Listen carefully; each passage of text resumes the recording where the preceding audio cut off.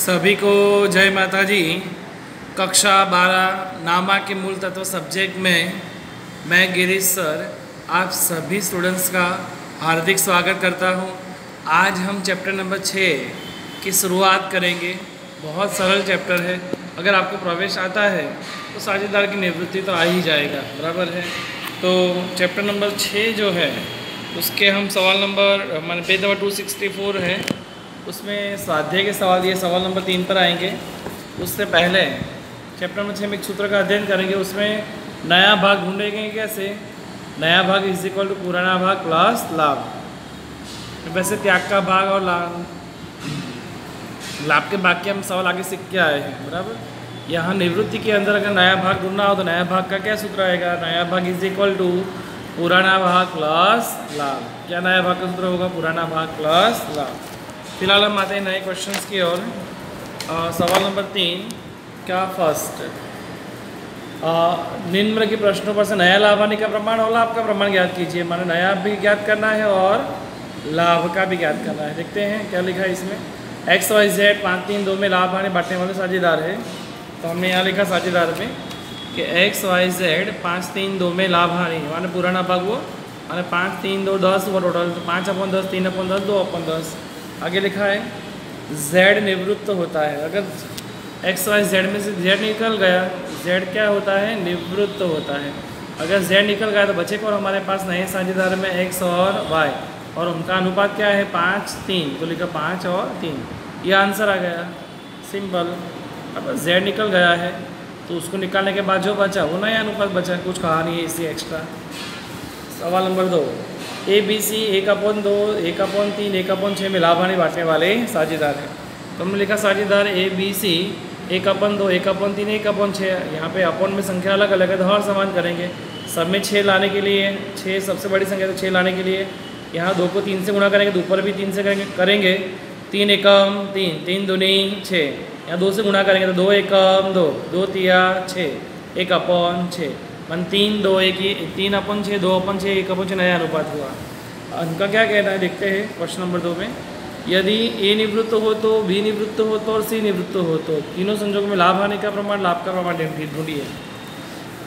मान लो पहले ए निवृत्त होता है। अगर ए निकल गया तो साझेदार बचेंगे कौन? बी और सी। तो लिखे हमने साझेदार बी और सी, और उनका हर समान करने के बाद क्या अनुपात था? पुराना 2:1। तो 2:1 ये आंसर आ गया हमारा नया प्रमाण। ठीक है। वैसे बी निवृत्त हो तो अगर बी निकल जाता है तो बचे कौन? ए और सी। तो साझेदार ए और सी, तो ए और सी का अनुपात क्या है? 3 और इसका 1 है 3:1। मानो अब सी निकल जाता है माने सी निवृत्त हो तो साझेदार कौन बचेंगे? ए और बी, यानी ए और बी। सी निकालने के बाद ए और बी का अनुपात क्या बचेगा? 3 2। तो लिखेंगे 3:2। ओके, ये आंसर 1 था, ये आंसर 2 था। अब देखते हैं क्वेश्चन 3 में क्या कहा है।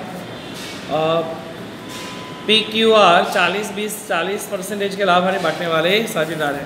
तो हमने भी लिखा साझेदार PQR 40 20 और 40%। अपन में 100 लिखा, 0 0 निकाल दीजिए 2/5 छोटा रूप करेंगे तो इसका 2/5 1/5 और 2/5। आगे थर्ड में लिखा है Q निवृत्त होता है। तीनों में से कौन निवृत्त होता है? Q। ये Q जो है वो निवृत्त होता है, मतलब Q रहेगा नहीं। क्या होगा? Q निवृत्त होता है। Q अपने लाभ में से P को 3/20 भाग और R को 1/20 भाग मिलता है। मतलब Q के लाभ में से P को मिलेगा, P और Q R को मिलेगा तो उनका लाभ का भाग हुआ। P को कितने मिलने वाला है? 3/20। तो P को मिलने वाला लाभ लिखा हमने 3/20, और Q को R को कितना मिलने वाला है? 1/20 भाग। तो R को मिलने वाला लाभ लिखा 1/20। Q तो निवृत्त होता है। अब अभी मैंने सिखाया नया भाग का सूत्र क्या था? पुराना भाग प्लस लाभ। इससे पहले वाले सवाल में हमें ये लाभ नहीं दिया होता, केवल पुराना अनुपात दिया होता था, और कोई साझेदार निवृत्त हो तो सीधा आंसर आ जाता था। जैसे कि एक्स वाई जेड में z निकल गया तो ये आंसर आ गया 5 3। यहाँ पर ए बी सी में ए निकल गया है तो बी और सी का आंसर ये है। बी निकल गया है तो ए और सी का आंसर था। सी निकल गया है तो ए और बी का आंसर था। और यहाँ पे इतने के साथ हमें लाभ दिया है तो सूत्र लिखना पड़े हमें। क्या सूत्र था भाई? कि नया भाग इज इक्वल टू पुराना भाग प्लस लाभ। पी का पुराना भाग कितना है? 2/5 प्लस उसको क्या लाभ मिला? 3/20। आप जानते हो सादुरूप कैसे देते हैं, इसका गुणा करेंगे 20, 2 गुणा 20 40, 5 तिया 15 और 20 पंचे 100, टोटल 55/100। वैसे ही क्यू का नया पुराना भाग कितना है 2/5 प्लस नया भाग 1/20, सादुरूप 2, 20 दूनी 40, 5 एकम 5 और 20 पंचे 100, टोटल किया तो 45/100 माने 9/20 बराबर है। अब इसको छोटा रूप करना हो तो कर सकते हैं, 45/100 इसका छोटा रूप करना हो 55 और 100 है, 45 और 100 है, 5 से भाग 2 छोटा रूप हो जाएगा, 5 भाग 11, 55 भागे 5 तो 11, 100 भागे 5 तो 20, 45 भागे 5 तो 9, 100 भागे 5 तो 20। तो क्या आंसर आएगा 11:9, जबकि लाभ का भाग क्या हुआ 3 और इसका 1 हुआ। आंसर 4 में देखते क्या कहना है उनका। MNO 3, 2, 1 में लाभ हानि बांटने वाले साझेदार हैं, तो लिखेंगे हम भी साझेदार कौन कौन है M, N और O। कौन सा अनुपात है उनका 3, 2, 1, तो उन्होंने भी लिखा 3, 2, 1, टोटल कितना हुआ 6, तो 3/6, 2/6, 1/6, ये उनका पुराना भाग है। आगे उनका कहना है डी निवृत्त होता है। कौन निवृत्त होता है, सॉरी MNO के अंदर M निवृत्त होता है। कौन निवृत्त होता है M, 3 साझेदार में M निकल जाता है, M का भाग 3/6 है, M के भाग में से 1/10 भाग N को मिलता है बराबर, M का जो भी भाग है उसमें 1/10 भाग इसको मिलता है N को, जो भी भाग मिलेगा वो उसका लाभ का भाग, वो लाभ N को कितना मिलता है 1/10। आगे लिखा है जबकि शेष भाग, मोस्ट टाइम भी लाइन, शेष भाग O को मिलता है। तो M का जो भाग था उसमें से 1/10 भाग N को मिला, बाकी का भाग किसको मिलेगा O को, शेष भाग। तो M का भाग टोटल कितना था 3/6 था, माइनस N को भाग कितना मिल गया 1/10 घटा दो। अगर M का भाग में से N को देने वाला भाग घटा देंगे तो O का भाग मिल जाएगा। और M का भाग कितना था 3/6, N को कितना दे दिया 1/10, बाकी कितना रहा सादुरूप में, तो 10 गुणा 3 30, 6 कम 6 और 60, 30 से 6 गए तो 24/60, 6 से भागा तो 6 जब 24 और 10, इसका 4/10 किसको मिलेगा O को। अब आपके पास लाभ भी, इसका लाभ ये है, इसका लाभ ये है, पुराना भाग तो है ही, तो आपका नया भाग तो मिल ही जाएगा। नया भाग बराबर पुराना भाग प्लस लाभ। N का पुराना भाग कितना था 2/6 प्लस लाभ का भाग 1/6, सादुरूप दिया तो 26/60 आया। ठीक वैसे ही O का पुराना भाग लिखा जाए तो 1/6 प्लस नया भाग कितना था 4/10, सादुरूप दिया तो 34/60 आया। आधे आधे कर दिया तो 13/30 और 17/30, ये नया भाग आया, जबकि लाभ का भाग क्या हुआ 1 और 4। सवाल नंबर 6 देखते हैं 5, CBD 4, 5, 3 में लाभ हानि बांटने वाले साझेदार हैं, तो लिखा हमने यहाँ पे भी CBD 4, 5, 3 में टोटल 12 हुआ, 4/12, 5/12, 3/12। आगे लिखा है D निवृत्त होता है। कौन निवृत्त होता है D, तो D निकल गया, D निवृत्त होता है और D के लाभ का C और B 2:1 प्रमाण प्राप्त करेंगे। मैंने D का जो भी लाभ है वो कौन प्राप्त करने वाला है, अब C और B कौन से अनुपात में 2:1 में प्रमाण में, तो लाभ का प्रमाण ही दिया हुआ है। मैंने D का भाग ये लोग प्राप्त करेंगे तो इनको लाभ मिलेगा। मैंने लाभ का प्रमाण क्या है 2:1 और 2/3 1/3, तो D का भाग ये प्रमाण में प्राप्त करेंगे तो D का भाग है कितना 3/12 गुणा ये कितना प्राप्त करने वाला है C, तो 2/3, 2 तिया 6 और 12 तिया 36, माने इससे 6/36 प्राप्त करेगा। जबकि D का भाग कितना था 3/12, उसमें B कितना प्राप्त करेगा 1/3, इसका 3/36, माने 6 और 3 के आधे कर दो तो क्या आएगा, माने इसका आधे करेंगे तो 2/12, 1/12 लाभ का भाग। अब आप जानते हो नया भाग का सूत्र क्या था, पुराना प्लस लाभ।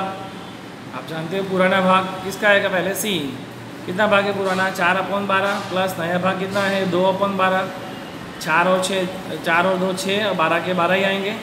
जबकि D में देखा जाए तो पुराना भाग कितना था 5/12 और नया भाग लाभ का भाग कितना 1/12, कितना है 6/12, माने C और D दोनों समान हुए 6, 6, इसका 1, 1 होगा। नेक्स्ट सवाल नंबर 6, AMC 3, 5, 2 में लाभ हानि बांटने वाले साझेदार है, तो हमने लिखा साझेदार AMC 3, 5, 2, तो टोटल 10 हुआ, 3/10, 5/10, 2/10। आगे लिखा है तो इसके अंदर M निवृत्त होता है। कौन निवृत्त होता है M, माने M जो है वो निवृत्त हो रहा है। आगे M के लाभ का भाग C को मिलेगा, माने m का जो भी भाग है वो किसको मिलने वाला है, c को। तो m का भाग कितना है 5/10, वो पूरा का पूरा c को मिलेगा। तो c का ही नया भाग आएगा। मैं नया भाग का सूत्र क्या होगा, पुराना भाग प्लस लाभ। c का ही नया भाग है, तो c का पुराना भाग कितना था 2/10 प्लस नया भाग 5/10। सादरूप दोगे तो 5 और 2 कितना आएगा 7/10। जबकि m निवृत्त होगा, बचा कौन, a का, तो पुराना वही नया रहेगा, क्योंकि इसका भाग कितना है 3/10। इसका अर्थ ये है कि साझेदार a और c का नया भाग क्या होगा, a का तो 3 का 3 ही रहेगा, अपन में संख्या समान ही है। इसका 3 और इसका 7, तो क्या रहेगा 3:7 नया भाग। लाभ तो c को ही मिल रहा है। बराबर। Question number 7, P Q R S 4, 3, 2, 1 में लाभ हानि बांटने वाला साझेदार है, क्यों निवृत्त होता है। तो साझेदार लिखे, साझेदार पी क्यू आर एस 4, 3, 2, 1 में लाभ हानि बांटने वाला साझेदार है। कौन निवृत्त होता है, आर। बराबर, आर निवृत्त होता है। तो बचे कौन, पी क्यू एस। आगे लिखा है Q का भाग R और S को समान हिस्से में मिलेगा। माने Q का जो भी भाग है, कौन निवृत्त होता है, Q निवृत्त होता है। तो यहाँ R नहीं, Q निवृत्त होता है। बराबर है, Q निवृत्त होता है। Q का भाग R और S समान भाग में बांटेंगे, ऐसा लिखा है। तो Q का भाग R और S लेंगे, तो Q का भाग है कितना 3/10, तो समान हिस्से में लेंगे। तो R और 1 का, इनका समान हिस्सा 1 होगा, माने 1/2 माने 3/10। Q का जो भाग था उसमें R का भाग कितना होगा 1/10, और इसका 3/10 में इसका विभाग क्या होगा 1/10। तो मैंने वही किया, 3/10 गुणा इसका 1/2 किया, तो सादरूप आएगा 3/20, और इसका भी सादरूप करेंगे तो 3/20। आगे तो जानते ही नया भाग इज इक्वल टू पुराना भाग प्लस लाभ। P को कुछ नहीं मिलता है तो 0 करेंगे, तो 4/10। R का पुराना भाग था 2/10 प्लस क्या आया, उसका लाभ आया उसका 3/20, सादरूप दिया तो 70/200, 0 निकाल दिया तो 7/20। ठीक वैसे ही S का निकाला तो उसको 50/100, 0 निकालोगे तो 5/20। ये 20 है, यहाँ 10 है, और समान करने के लिए 2 से गुणा किया करेंगे तो 4 दूनी 8, 10 दूनी 20, 8, 7, 1, ये इनका नया अनुपात होगा। बराबर है। इसी प्रकार 1 से 8 सवाल हमने आपको अभी सीखा, 1 से 7 सवाल सीखा है। ये सवाल 1 का आंसर था, ये सवाल नंबर 2 का आंसर था, सवाल नंबर 3 का आंसर था, सवाल नंबर 4 का आंसर था, ये सवाल नंबर 5 का आंसर है, सवाल नंबर 6 का आंसर, सवाल नंबर 7 का आंसर। अब अभी सवाल नंबर 8, 9, 10, 11, 12, 11 तक होमवर्क में चाहे कि मैं चारों तरह समझा देता हूँ, ध्यान दें। MNO 5, 3, 2, 2 में लाभ हानि बांटने वाला साझेदार है N और P निवृत्त होते हैं। यहाँ पे 2 साझेदार निवृत्त होता है, तो 2 ही बचेंगे।